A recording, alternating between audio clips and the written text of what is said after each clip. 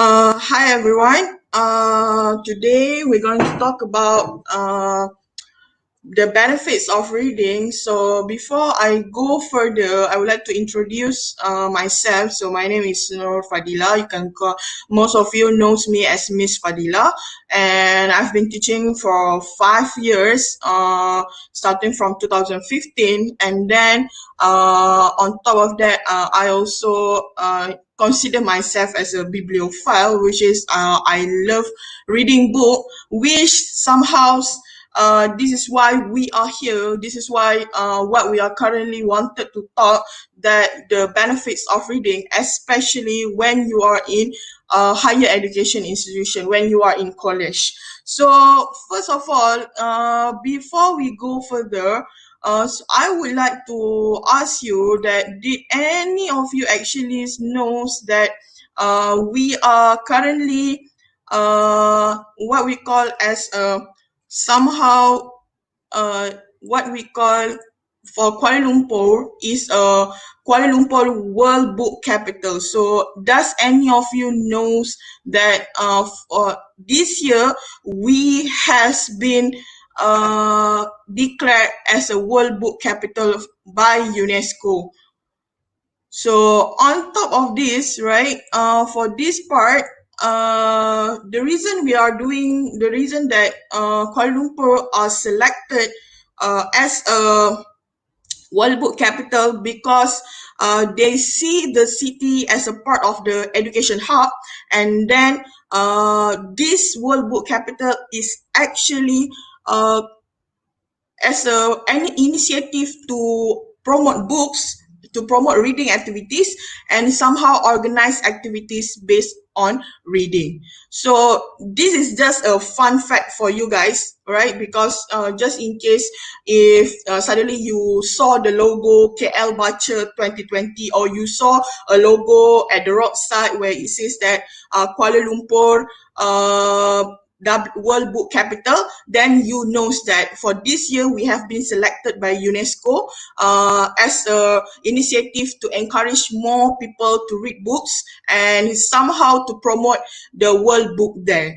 It was supposed to be in 23rd April, but unfortunately because of the movement control order, so everything, the celebration we've done, all of this in virtual manner. So now, if I were to ask some of you, right, based on this, who's actually consider reading book as a hobby, or does majority of you actually feels that okay, the reason I read this book because uh, of the assignment, because of the homework, and because of you have to complete the work given by the lecturers. So, but I'm here to tell you that you can actually do both. I mean, you can read books, and at the same time, you can also use the knowledge from the books to complete your work, to complete your assignment, and to complete your work task. So if you go through the slides that I show in, and you can see the screen shares that I have shared to you. So on this part, it already says that by J.K. Rowling. I'm sure most of you knows that J.K. Rowling, who is J.K. Rowling. So J.K. Rowling actually a writer for Harry Potters. So I'm sure some of you, even though you don't read the book, but you watch the movies. But she actually said that if you don't like to read, that means you haven't found the right book yet. Which is I am actually agree with what she said. Most of my students, when I ask them, do you like to read? They find it boring. They find it very uh time consuming, very energy consuming. But uh I would say that what if you read something that you really like?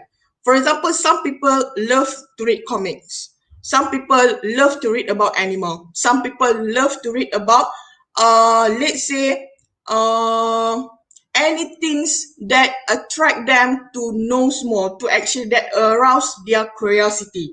So just like J.K. Rowling said, if you haven't found any field that interests you, you will not enjoy this. You will not enjoy reading. So let's say, for example, in my part, right, I actually enjoy more on the environmental topic. Like, for example, we are currently talking about how the climate change will actually alter the earth, and then how right now the we are currently trying to take back the initiative, reduce using of plastics, try to reduce using the energies. So you see, you have to find one issues or one topics that arouse your curiosity, and at the same times also manage to attract you to pick more books and read it during your leisure time.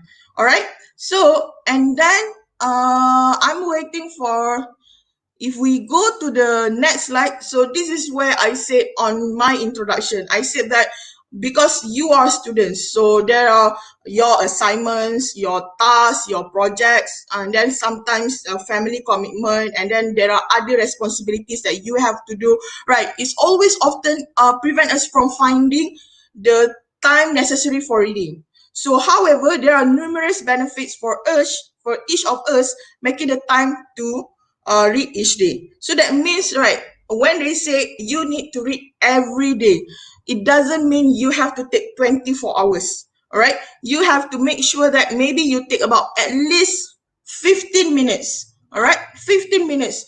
Read news, articles, journals, or even maybe one page of the books that you have bought, for example.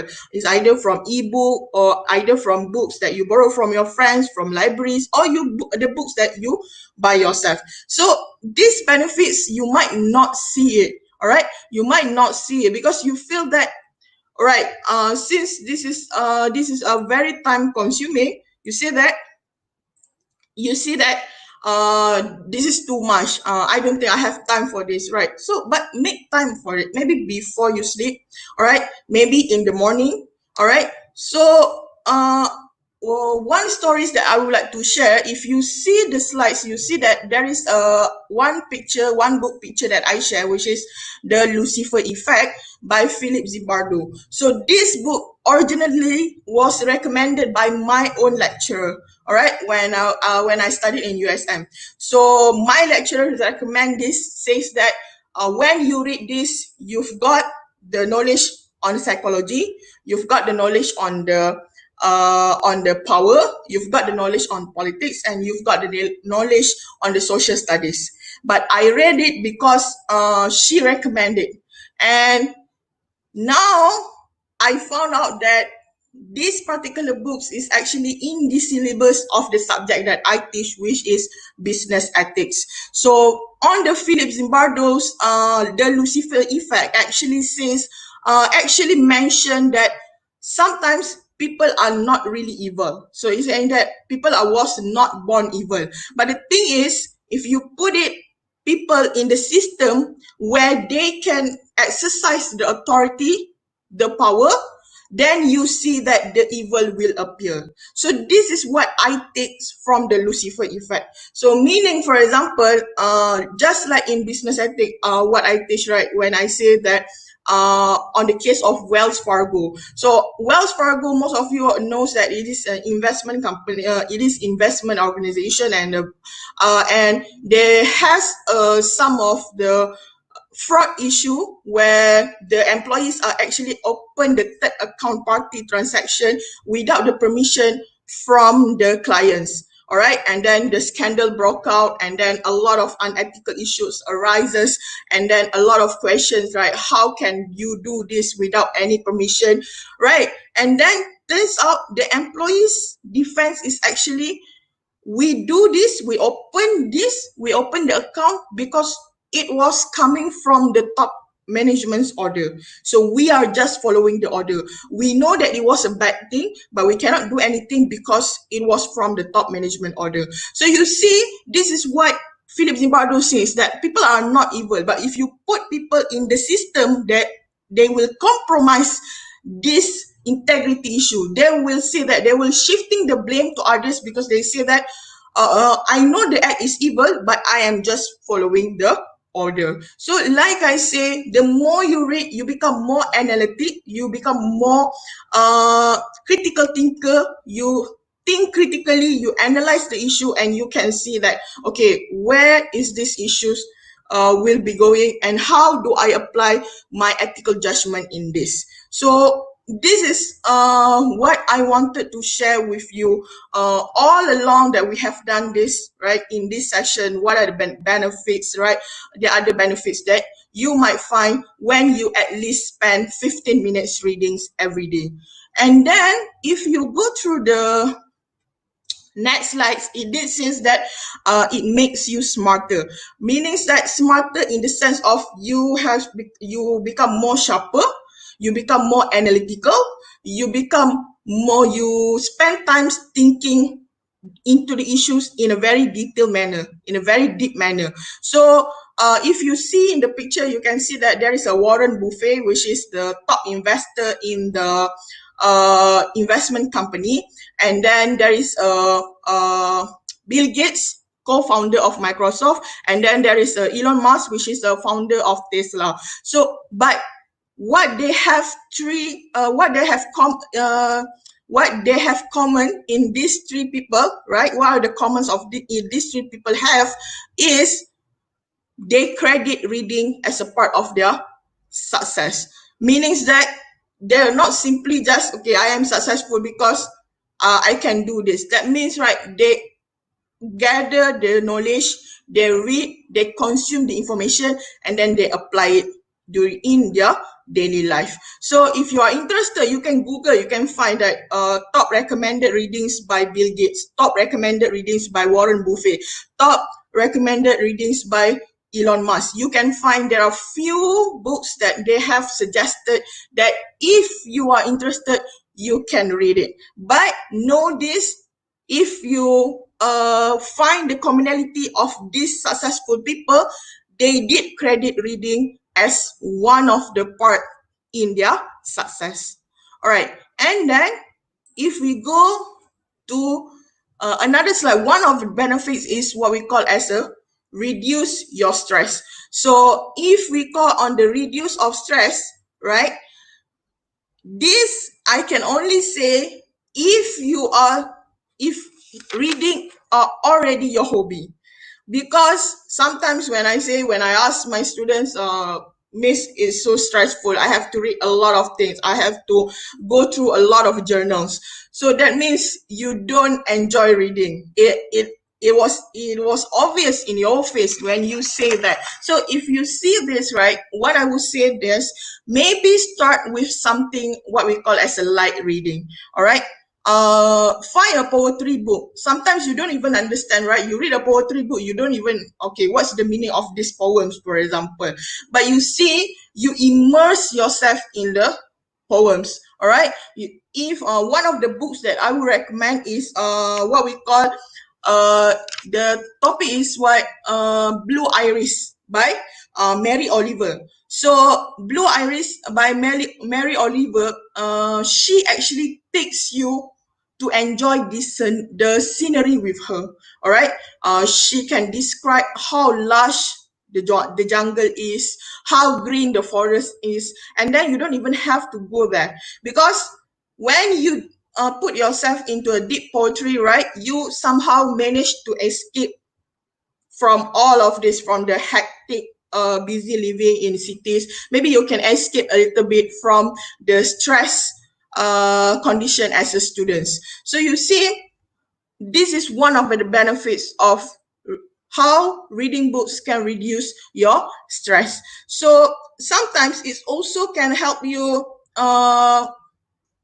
break away from the repetitive tasks. So you go to the school, you attend the class, or you go to the online class, you attend, you click, you do work, and then every day you do the same thing. But then if you are a reader, or if you try to spend times with reading, there are a few minutes where you can actually try to find a slot, and then, oh, this is when I'm going to read a few things. before I do another activity. So it gives you some escapism. All right. If any of you haven't read Paulo Coelho,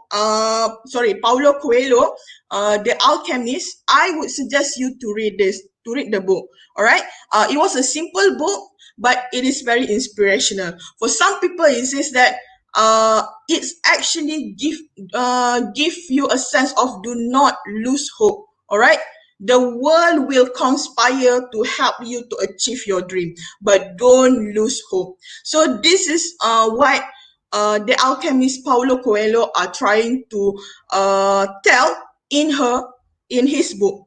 So one, maybe try a fine poetry just to find activities that you can skip from your repetitive daily routine, and maybe you can also read young adult fiction, all right, like Paulo Coelho, The Alchemist. So, and then if we go to the next slides, this is what I say, the most important benefits as a students, especially if you are a if you are a social students, meaning that like business, and then like humanity and law, for example, this actually improve your thinking skills. So how does it improve your thinking skill? So study wise, it has never been more important to develop and strengthening your analytical reasoning and critical thinking skills. So your ability to solve the problem improve with reading. So for example, all right, the current issues that we have right now, for example, is a Black Lives Matter. All right, so there are a few times where you've gone through the social media, you see all the black screen, you see all the black image because you couldn't understand. All right, so they call it as a blackout. All right, so what are the issues? This should be, you should ask the question, what is happening? All right, and why is it important? So the question raised is, for example, now when you read about Black Lives Matter, you know that okay, it's about racism, but then what don't you see? For example, because why only black, for example? So now the more you read, the more you know that they have been suffered 4 types of racism in the world. For example, internalized racism, interpersonal racism, institutional racism, and also structural racism, which is why they do a rally, they do a protest, they do a riots to certain places. But then now, how do you know? So you started to find the kinds of media or the kind of channel that you started to read. All right, there is a right-wing media, there is a left-wing media, and there is somewhere in between who's trying to be in the middle, trying to not actually get swayed by the right and the left-wing media. So you see, this is where you're trying to filter the information. You need to interpret the information. All right, and then you see there are few politicians that you follow who are having their own opinions about Black Lives Matter, and then your favorite artist also, for example BTS, also said about also donate and etc etc. So on this part, right, you see, this is where the questions of critical thinker ask. All right, so what else, what if? And then you started to read more. There are people who are looting, or robbing the store during the protest, and then try to think that, is it because they wanted to shift away from the focus, or is it because they are part of the rally? Because now we are talking about the racism issue in the and why Black Lives Matter exists, the protest even exists in the first place. So you see, when you read some articles, when you read some news, right, you need to have this kind of question. You need to start questioning, started to gather more information, and then started to see what angles that you did not see from this issue. Don't just read one articles and then already arrive with a conclusion. All right, so which is why I would say that by reading 15 minutes, or even you can go more, right? By read more, it actually improve your critical thinking skills. So one of the books that I read last year that I would suggest for students to pick it up, especially on the case of the racism and the discrimination, is actually is more on the what we call Born a Crime by Trevor Noah. So on the Born a Crime by Trevor Noah, if you know, Trevor Noah is a Daily Show host. He actually was born in South Africa during the apartheid, where the discrimination between black and white is legal. So you can read about his upbringing, and you can see that how that shapes the race relation of white and black in the current world, and why it actually shows the oh, Tariq, Miss, could you please write down the book suggested here after the session? Okay, Tariq, yes, I will. All right, and Miss Fadila, what is your opinions about reading through ebook and physical book? Should physical book be abolished and ebook is more suggested? Okay, on the part of this, right? For Tariq, I will put a few recommendations here so that you can somehow uh take a look at it later. And for Miss Marlina, actually for ebooks and physical books, I actually prefer physical books.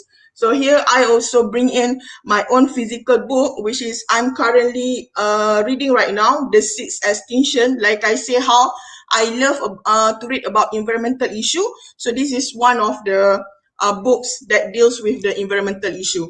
So for ebook, I am okay with ebook as long as the authors got paid for it, because there is a few issue with ebook where where a lot of consumers are illegally downloaded. So when they are illegally downloaded, the authors does not get paid through it. All right, and then you can see it is very rampant issue even in the Shopee. All right, if you go in the Shopee, you will see this, right? One ebook only RM1. But then if you go through the right medium like Google Play ebook or Kindle, one book, even though for ebook, is actually RM35, RM45. So if you if you download illegal ebook, you are actually somehow contributing to the problem. So which is what I personally would prefer physical book. Okay, and then for the next slide, all right. So for this part, okay, you become more creative. So this, you don't have to go far on the stages of the creative process. What I would show you to is actually just read on the preparation. All right, if you read on the preparation, you will see that there is a word research, all right, and then there is the word consume, and then there is the word immerse, and there is a word gather. So these four words actually go back to the same things, which is you have to read. All right, how are you going to gather an idea if you don't read? How are you going to research an idea if you don't read? So these four components under the preparation stage actually take you back in one of the books, The Boy Who Harnessed the Wind. So The Boy Who Harnessed the Winds, one of the books actually, that this boy names William Kankambwa. So William was born in Malawi, all right, was a poor boy, cannot go to school, but he loved reading. So what he do is one day he read about windmill, how windmill can generate electricity. All right, so when a windmill can generate, how windmill can generate electricity, but because he was coming from a poor background, he does not have the resources, he does not have the raw materials, he does not even have any things that he can use around him to build a windmill. So what he do is he's actually trying to he found a scrap metal, all right, and then he found a tractor parts, and then he found a bicycle. So he used these three parts to actually create his own windmill. So for this part, you can actually see his TED Talk and see his documentary, and even there is a Netflix movie about him. If you don't want to read the book, I will ask you to go and watch the films. It was very inspirational to see that how one boy from just reading a book managed to build a windmill with nothing but a metal tractor, by the metal scraps and bicycle. So it actually shows how that sometimes when you read, you can actually force yourself to become more creative. You see what is available and then you build it based on this.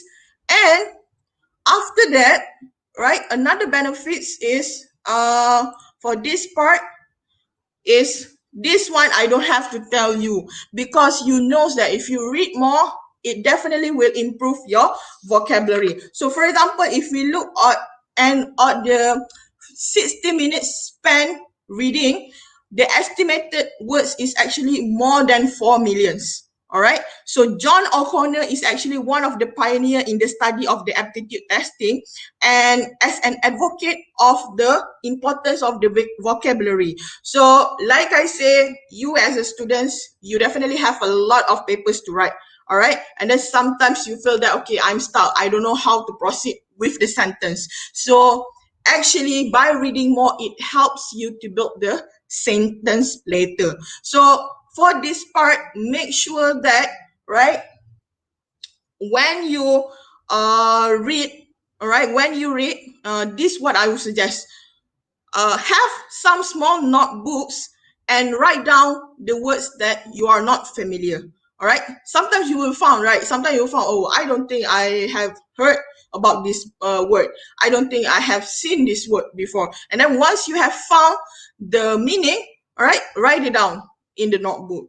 All right, because it does help you improve your vocabulary, especially when you are jotting down, especially when you are writing down what you have seen and what you have read in the book. All right, and here we comes on the another benefits is you become a better writer. All right, so usually it's already confirmed. There are numerous studies confirm regular readers become a better writers. This is somewhat true once you have improved your vocabulary, and then you started to use that words that you have read before, and then you started to insert it in your sentence. All right, so this is the what we call the studies done by the in the US, right? I couldn't find any studies that has been done in Malaysia, but in US, what they found out that, right, at least 1 year, about one student write about 19 pages. All right, 19 pages during their one academic year. So I'm sure in Malaysia, especially if you are currently enrolling in University of Greenwich, definitely it is more than that, because it was 100% course-based assessment, at least for some of my course.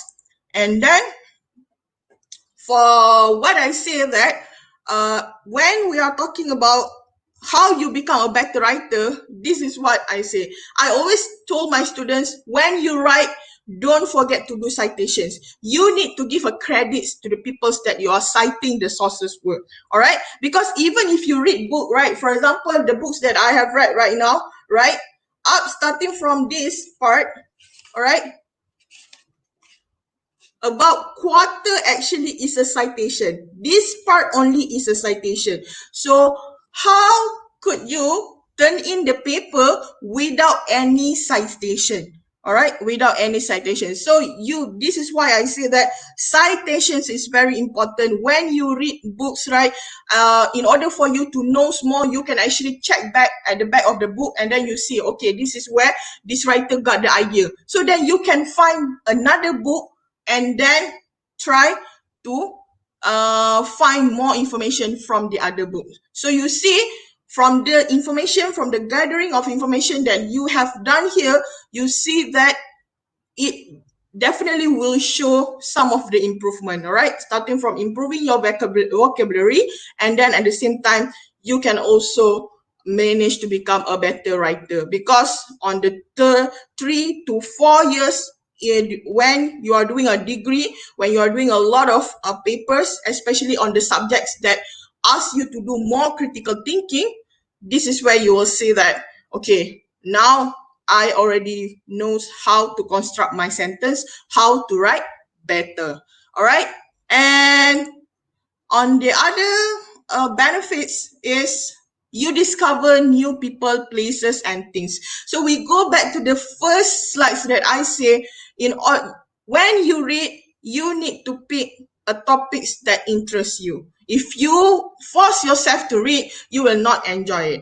For example, if you love cooking, then pick up a book about cooking. There's no one will stop you. All right. And then if you love if you love travel, but right now we cannot travel because of the pandemic, so then pick up a book about a country, read more about a country. Maybe it will serve you the knowledge before you yourself been there and visited the country. And then if you love about inspirational people, then read the book about these fascinating people. All right, so there's no one that should stop you from reading. You just need to find the right interest that you feel that, okay, I wanted to read this book because I am interested in this field. All right. And you can see that in the time being how this reading will actually add more knowledge, even though sometimes, okay, maybe it's not directly helping you in your college paper, for example, but it's actually helps you in the conversation with other people. All right, rather than talking about gossips, or rather than talking about uh, some things that are very not contributing to the knowledge addition, might as well you talk about the issue, the general knowledge that you've got from the books. And like I showed you here, right? Did you know that reading literary fiction can help people understand others' mental state, a crucial skills in developing relationship? All right. For example, sometimes, okay, there are books that I would recommend you learn about code switch. All right. If you know about code switch is actually uh, the ability of language when you adapt. All right, with these people you talk like this, with another people you talk like this. It's not being a hypocrite, but you switch codes because you are adapting the environment. So that particular terms, you learn it when you read the book. All right. Before this, you didn't discover, or what is switch code, what is code switching, for example. So that is what we call as a code switching, where you adapt it with the environment and you change the way you communicate based on the environment. All right. And last, all right, last but not least, before we end the benefits of reading, if you see that, I would say that when you read, sometimes you will discover, or you will find a books that where your life may change forever. All right, you will see this, right? Even if you Google, you type like top 10 books that will change your life, there are few recommendations in Google's that actually shows you, if you read these 10 books, if you read these 5 books, that it will change your life. But go back to the same things I say, sometimes it's not necessarily if you follow the recommendation that you will feel that, okay, this is life changing. Not necessarily, because the one book that changed my life, that made me feel more grateful, is actually the title is I Shall Not Hate. All right, I Shall Not Hate by Izzeldin Abu El Aish. So he's a Palestinian doctor. Her 3 daughters got killed, and even in his quote of that particular book, he says that, all right, I'm just going to read it out for you. It is true that the sky was always beautiful, but I don't remember marveling at sunset or going at the dawn of a new sky, because survival does not allow time for poetic reflection. That particular phrases stay with me because I feel like when we are in Malaysia, we live in a very peaceful country. We have no altercation, we have no civil wars going on. We take things for granted. We don't actually walk and then marvel at the sky. We don't actually walk and then enjoy the sunset. We don't do that. We just proceed with our life. But only after you lost it, you started to feel that, okay, I should do that when I have it. All right. So this is why sometimes it says that your life may change forever. So maybe you can also share with me, right? What are the top 5 books that changed your life and why? All right, in the comment. And then I can also share with you what are the top 5 books that I feel if you read it, you might feel the same, or even if you don't feel the same, also never mind, because I already said that pick the one that you are interested the most. Pick the books that attract you and you wanted to read it because you are curious about it. All right. And with that, all right, in summary, all right, make sure you get into the habit of reading every day, at least 15 minutes. All right, it can be from journals, it can be from news, it can be from books that you have, any materials that actually contribute. Okay, I have done a minimum 15 minutes every day. All right, and then like I say, like I show you how in the previous slides, the leaders like Elon Musk, Bill Gates, and Warren Buffett is actually our leaders, and they even credit themselves. They even credit reading as a part of the success. All right, and then according to Harvey Mackay, is also he actually already done the study where he said that if you read 15 minutes per day, you will complete 20 books per year. All right, so 15 minutes per day, 20 books per year. All right, that's about the numbers that you read, especially when you are in college. So over the time, if you read more, right, you may somehow go exceed about 30 or 40 books. All right, so you may become one of the most competent ones in your generation. So I would wish you guys happy reading. So if anything's right, I hope that this is the so from Peppermint, what is your favorite genre, Miss? My favorite genre, Peppermint, I would actually say that I read non-fiction more, all right, and it's more on the environmentalist, all right, environmentalism issue, human rights issue, and politics issue, all right. For Jason, yeah, from today, let's start reading more. Okay, thank you, Jason. Yeah, let's motivate ourselves to read more. All right, maybe put into it. All right, if you don't have time, 15 minutes. If you have more time, maybe go beyond 15 minutes. So, and then for some of the last, I would share, let's say, for example, you need a recommendation, all right? You can actually read the ratings and read the reviews in the Goodreads app. All right, for those of you who don't have these apps, you can actually install it. All right, and then you can start looking at the recommendation or at the books that people actually say, okay, if you love thriller, if you love mystery, you can find the recommendation here. Even for non-fiction also, you can find a recommendation here. There are a lot of people are giving their own review, their own rating. All right. And if you feel that, okay, Miss, the books are too expensive, I don't have money to start reading the book, for example, actually, there are a lot of cheap bookstore in KL. All right, one of it is Book Access. All right, if you go Book Access, you can find a lot of cheap books that suits your taste in the Book Access. And then if you prefer ebook, you can actually install Google Play Books and you can install Kindle app. All right, they have a lot of free books there. So you don't have to worry.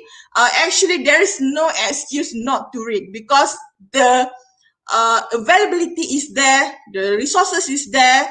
You just need to push yourself a little bit and then started to read every day. Okay. Uh, for Nur Hanani, yes, BBW, Big Bad Wolf. But for Big Bad Wolf book sales, because right now due to pandemic, I am not sure whether they have the Big Bad Wolf book sales for this year. But last year, every year they already done this Big Bad Wolf book sales. Okay, so with that, thank you for listening to this webinar session. I hope I did provide some insight on how are you going to started reading, on how are you going to actually finding the right book for you. And with that, thank you everyone.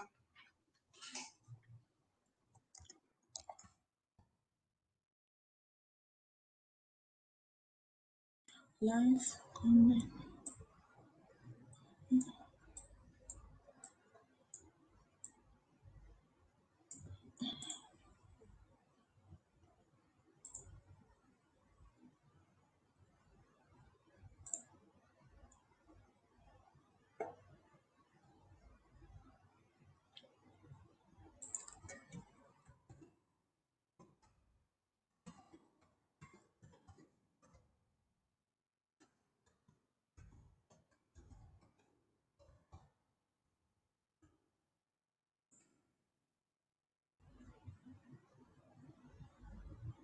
Thanks for sharing. We're working on spending time. Thanks for sharing. Thanks for this episode.